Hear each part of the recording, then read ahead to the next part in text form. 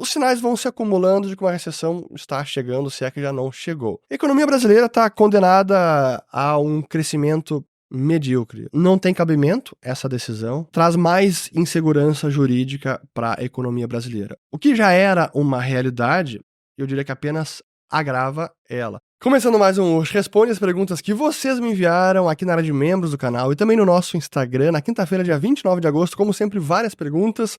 Vamos logo a elas. A primeira aqui, ó. Nesse momento, a ação da Dollar General, DG, cai 32%. Famílias consumindo menos, dificuldade de pagar cartão de crédito e financiamento de veículos cada vez menor. Recessão parece clara. Desculpe ser repetitivo, mas pode ajudar com um plano para investir nesse cenário cada vez mais iminente? Muito obrigado. Pois vamos falar primeiro da parte dos sinais da recessão, porque sim, essa é mais uma empresa que divulga resultados, é uma empresa do varejo americano e que atende aquela faixa do consumidor que busca mais promoções, preços com descontos, enfim. E ela divulgou o resultado e caiu 32%, perdeu 1/3 de valor num dia, é surreal. E citou esses problemas que está vendo na ponta, que o consumidor está freando o consumo, está com mais dificuldade de gastar, está com menos renda. Então, os sinais vão se acumulando de que uma recessão está chegando, se é que já não chegou. Agora, como investir? Eu também acabo sendo repetitivo, porque o primeiro ponto é saber o seu perfil, o seu patrimônio, o seu objetivo, a sua necessidade. Por isso eu sempre recomendo e insisto conversar com os assessores da Liberta Investimentos, deixo sempre aqui o link abaixo, porque é preciso avaliar a sua situação pessoal. Porque o que é recomendável para você talvez não seja para outro, mesmo no momento de recessão na economia americana. Mas, via de regra, o que a gente pode comentar nesse momento, se a economia está se aproximando de uma recessão e os sinais vão se acumulando, não seria o momento de aumentar a exposição em renda variável, especialmente naquelas empresas, ações, que estão precificadas nas alturas, perto da perfeição, porque qualquer quebra de expectativa pode gerar uma queda muito forte no preço do papel. Vejam a Nvidia nessa semana, ela conseguiu atingir os resultados que estava esperando, a receita segue crescendo brutalmente, mas a expectativa embutida no preço da ação e no futuro da empresa, pelos investidores, pelo mercado, era tão grande que a mera quebra dessa expectativa, talvez não seja tão fabuloso como o mercado estava esperando, já pode provocar uma queda maior na ação, como acabou acontecendo nessa semana. Então, empresas que já estão com múltiplos muito elevados, evite, não tem muito espaço para subir mais.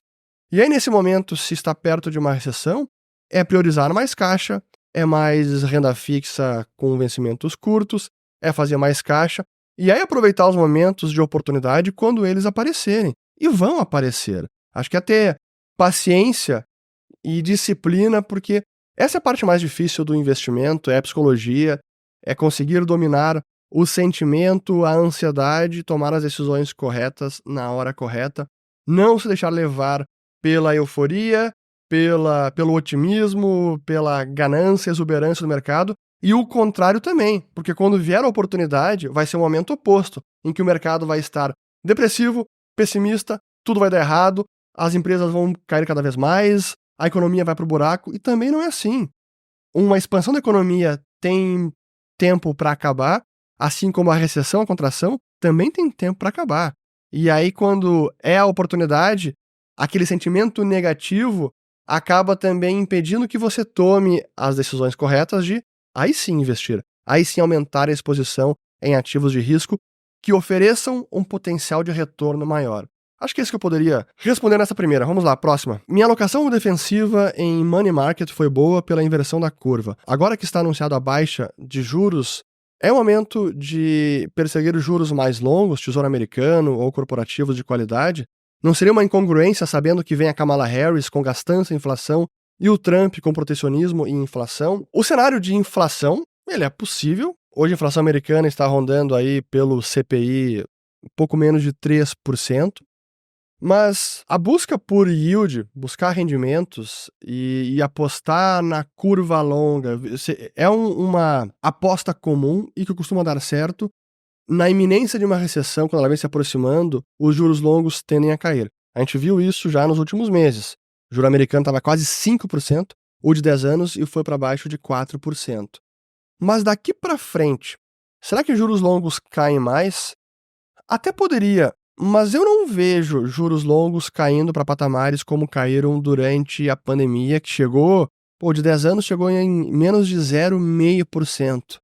Pode ir para esse patamar num curto espaço de tempo? Eu acho pouco provável.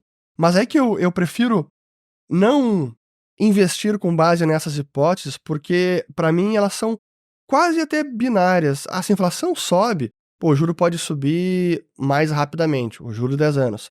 Mas a recessão vai ser forte e o Fed vai intervir, vai derrubar a taxa de juros e o Tesouro americano também vai cair muito e vai de volta para 2%, 1%. Pode acontecer, mas para mim são apostas que é difícil estimar probabilidade, então eu prefiro fugir desse trade. Eu prefiro então ficar na curva mais curta, abaixo de 5 anos, aí você captura bons rendimentos, que hoje ainda tem patamares razoáveis, mesmo corporativos de qualidade, investment grade, você encontra bons ativos, e aí você trava um retorno por mais tempo, e sem se preocupar em tradear a curva. O que eu quero dizer com isso? Você não está apostando na queda de juros, na alta de juros. Você está travando retornos e você pode segurar os títulos até o vencimento. Eu prefiro investir assim. Se é para correr risco e apostar num upside maior, eu prefiro ir para empresas, para teses assimétricas, teses que ninguém está olhando e não aquelas que já estão muito mais crowdeadas, né? Tá todo mundo apostando, todo mundo do mesmo lado do barco, não costuma dar certo. Mas como sempre, investimento é muito também de perfil e de filosofia de cada um. Aqui, perspectiva de corte de juros nos Estados Unidos e na Europa. Aqui se fala de possibilidade do Banco Central elevar os juros. Parece que sempre estamos na contramão. Você acha que o Galípolo na presidência do BC vai ceder às pressões de Lula por corte na taxa de juros? É engraçado como essas perguntas, elas ressurgem. A gente tem falado de Galípolo há tanto tempo, e até tem outras sobre o Galípolo, eu já vou aproveitar e recomendar um vídeo que eu fiz. Foi no ano passado ainda, se não estou enganado, quando ele foi indicado para a diretoria do Banco Central. Vou deixar o link aqui em cima, porque lá eu fiz uma análise das suas ideias, ou que nós temos conhecimento das suas ideias, o que é público. Mas se ele vai ceder às pressões de Lula ou não, eu reitero as minhas respostas anteriores. Na margem, será uma figura mais propensa a sim ceder às pressões de Lula, mas mais do que isso, eu entendo que é uma pessoa que tem a convicção econômica de que esse é o caminho mais adequado, de reduzir os juros para estimular a economia. Mas as suas falas recentes talvez tenham até contrariado essa visão dele passada. Alguns identificaram ele, taxaram ele de hawk, alguém mais gavião, não, a águia, que seria mais durão na inflação, que queria elevar juros. Não sei se é bem isso. Mas a gente precisa lembrar que o Galípolo não age isoladamente. Ele faz parte de um colegiado. O Copom tem 9 membros. Um deles é o presidente. Mas não é o único membro e nem o presidente tem um voto com mais peso do que os demais. Então não olhem apenas o Galípolo, e sim a composição toda do Copom. Que até o fim do governo Lula, 8 dos 9 membros terão sido indicados pelo governo. E aí o colegiado como um todo, entendo que será mais propenso a reduzir os juros além da conta.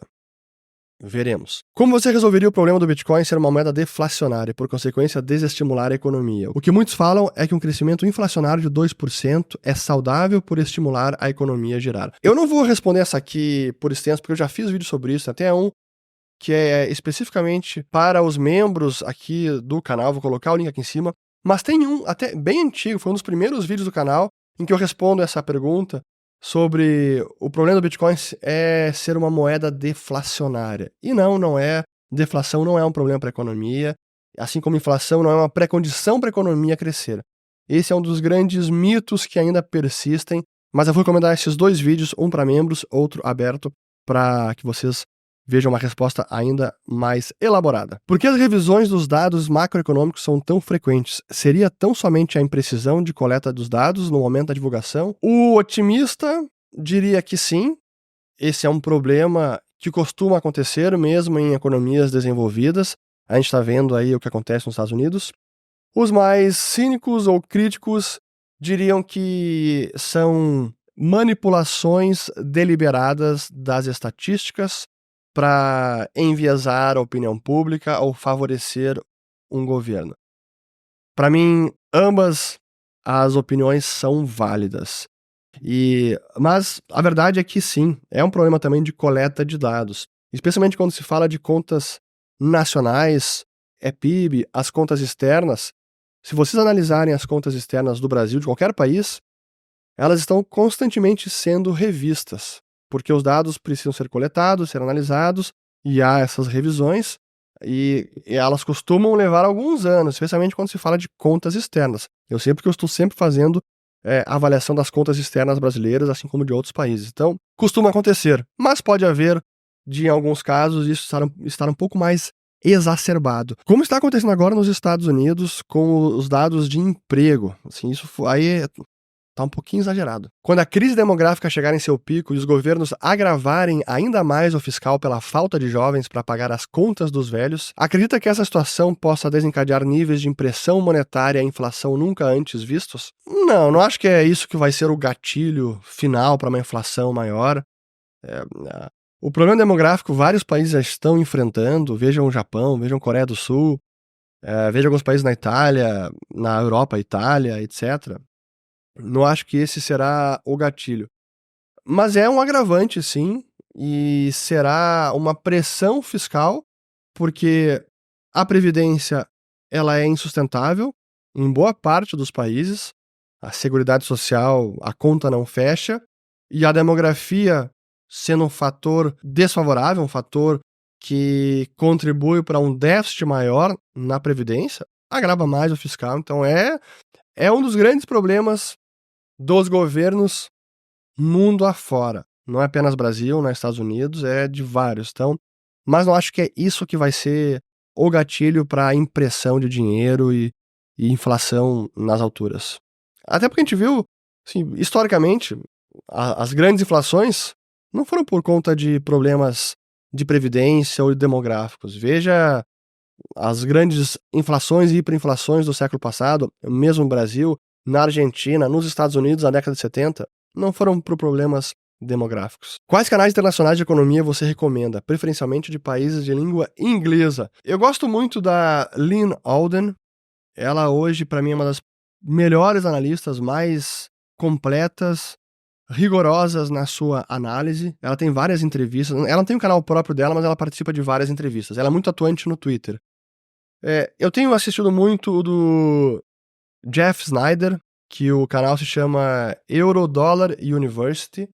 E eu gosto dele, mas eu tenho muitas críticas porque ele usa definições de inflação muito próprias, definição de juros também, da atuação dos bancos centrais, que eu discordo. Mas ele tem feito um acompanhamento da deterioração dos indicadores econômicos bastante completo nos últimos tempos. Então, são dois canais que eu tenho assistido bastante, ou duas pessoas que eu tenho acompanhado bastante nos últimos tempos. Sabemos que o crescimento do PIB não é um indicador seguro para avaliar uma possível recessão, mas diante dos dados aparentemente robustos de crescimento da economia americana, ainda assim seria possível que o país estivesse a caminho de uma recessão? Sem dúvida alguma. O PIB não é indicador atrasado, ele é coincidente, mas ele não serve para indicar nada, porque ele também é retrovisor. Ele é um indicador coincidente, mas ele já está olhando para o passado. Não é tão atrasado quanto a taxa de desemprego, mas não é um indicador antecedente. Ele está apenas registrando o que aconteceu na economia em termos de crescimento econômico. Mas a definição de recessão, ela vai além de crescimento de PIB. Muitos economistas consideram como a recessão técnica 2 trimestres consecutivos de queda de PIB, de contração do PIB, mas a verdade é que os principais órgãos de mensuração, ou que aqueles que datam a cronologia do ciclo econômico, início e fim de recessão, não usam PIB, usam outras métricas, como é o caso do NBR, ou até mesmo no Brasil, que é o CODACE, o Comitê de Datação de Ciclos Econômicos. Então, sim, é bem possível que, mesmo um trimestre mostre crescimento da economia, PIB subindo, a recessão possa já ter começado nesse mesmo trimestre que registrou um PIB em alta. Parece contraditório, mas isso já aconteceu algumas vezes. O Widowmaker Trade ainda pode acontecer. Os investidores já fecharam suas posições no Carry Trade. Aqui ele está falando sobre o trade do Japão, do iene japonês, e o Widowmaker Trade é o trade fazedor de viúvas, que foi o apelido dado ao trade de apostar contra o tesouro japonês de 10 anos. Por que isso? Durante décadas, investidores mundo afora analisavam o Japão, a macroeconomia, e concluíam que o país iria quebrar fiscalmente, que com aquele déficit, aquela dívida muito elevada, o rendimento do tesouro de 10 anos tinha que explodir, subir e muito. E ano após ano, década após década, o contrário aconteceu. Então aqueles que apostaram contra o tesouro japonês acabaram morrendo no meio do caminho, então ficaram as viúvas desses investidores. Por isso que se apelida do Widowmaker Trade. Ele pode acontecer ainda? Poder pode, mas para mim, Japão também é tão difícil de prever, é algo que está aí por tantos anos e o timing exato que isso pode acontecer é muito difícil de acertar. Então, eu acredito em formas mais rentáveis e mais seguras de investir, de ganhar dinheiro no mercado, do que apostar contra o tesouro japonês. Pô, o custo de oportunidade é alto. Ficar apostando nisso por anos, 10 anos e nunca acontece, eu prefiro ficar de fora. Mas pode acontecer sim. E se já fecharam as posições do carry trade, uma alavancagem tão grande e que envolve moedas tão importantes e que se desenrola por tanto tempo, isso não é desfeito da noite para o dia.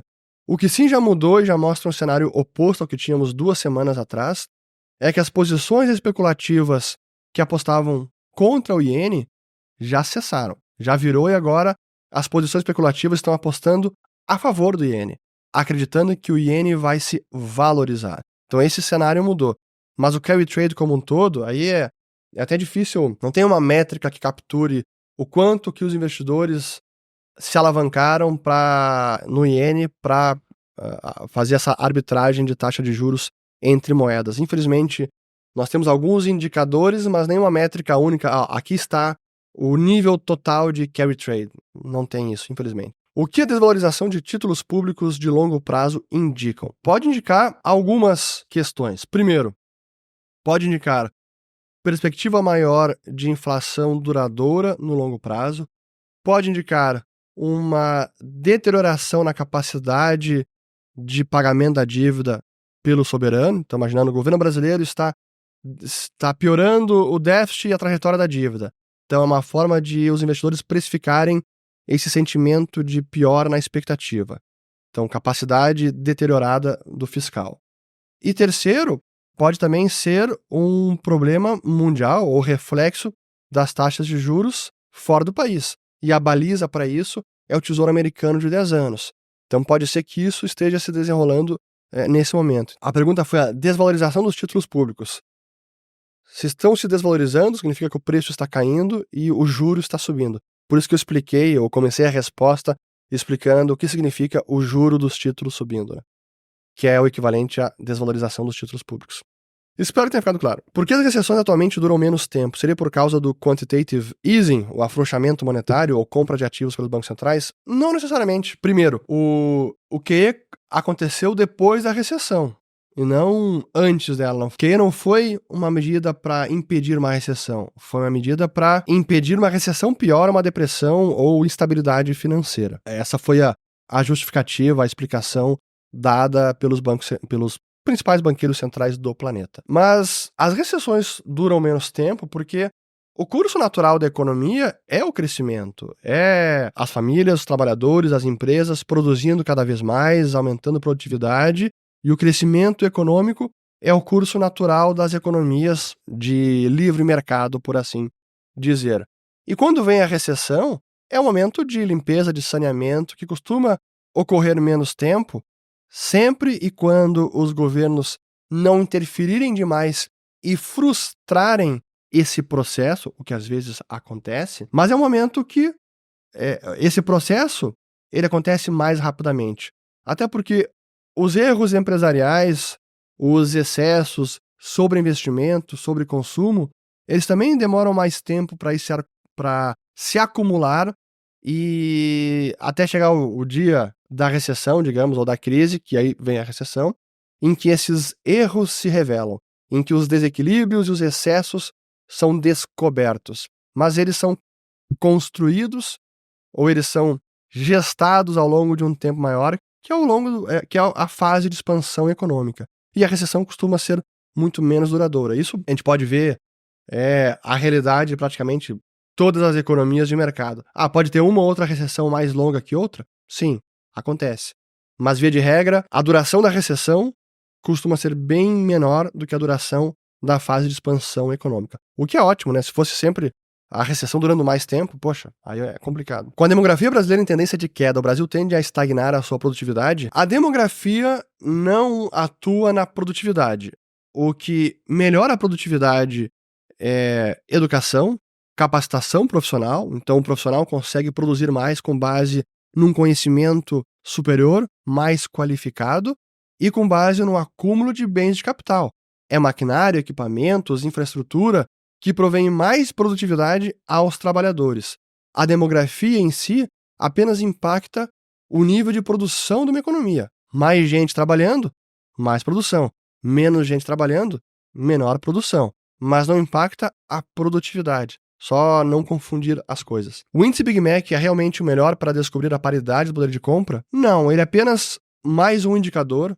Não existe um perfeito para que expresse qual seria o câmbio justo, né? A taxa de câmbio real, a taxa de câmbio correta ou de equilíbrio. Essa não tem uma única métrica. Há várias análises que são feitas, já fiz isso em alguns vídeos. Vou colocar alguns deles sobre o que determina o câmbio e para onde vai o real, qual é o valor justo do real. Vou colocar esses vídeos aqui em cima para vocês entenderem como isso funciona.